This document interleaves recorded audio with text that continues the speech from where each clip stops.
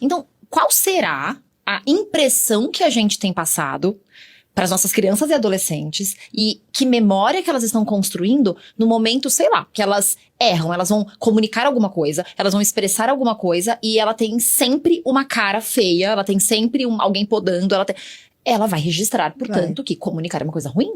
Eu vou te dizer uma coisa sem abrir nomes. Dentro do ponto de performance, hoje, eu educo pessoas, mas eu fiz 20 anos de mercado corporativo com startups de tecnologia. Tive uma passagem pelo varejo de moda e depois eu comecei a minha escola.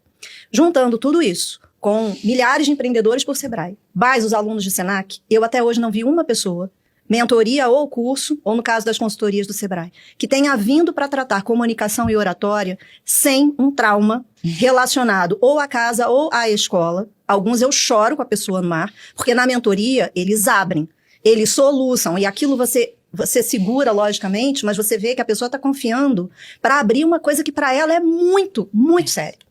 E duas pessoas, um homem e uma mulher, executivos de empresa, quando estavam aprendendo a ler, eu acredito que até hoje seja assim, mas na nossa época, você tem mais de 35, 40, o ensino era o mesmo, a mesma base, né? É. Tinha aquela lição de você levantar na salinha de aula com um livro e ler um parágrafo, ler uma página, e aí o amiguinho seguia. E o moço e a menina que eu atendi não se conheciam, de estados diferentes, trouxeram a mesma questão.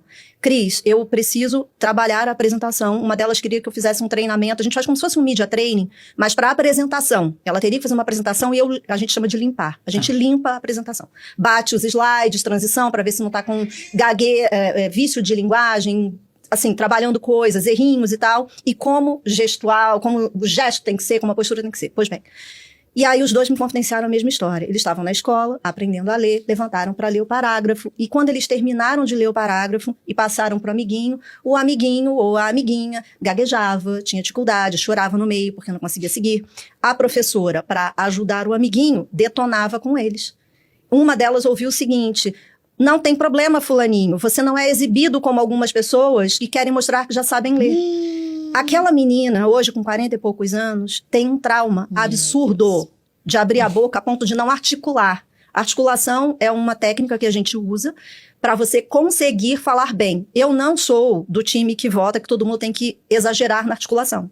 Eu acho que você tem que adaptar a articulação. Porque aqui, por exemplo, se eu articulo muito, ninguém vai me aguentar. Eu vou parecer uma pessoa num teatro com uma personagem total. Uhum. Não faz sentido. Mas quando você também fala desse jeito, sem abrir sua boca, e muta o seu rosto, tá errado do mesmo jeito.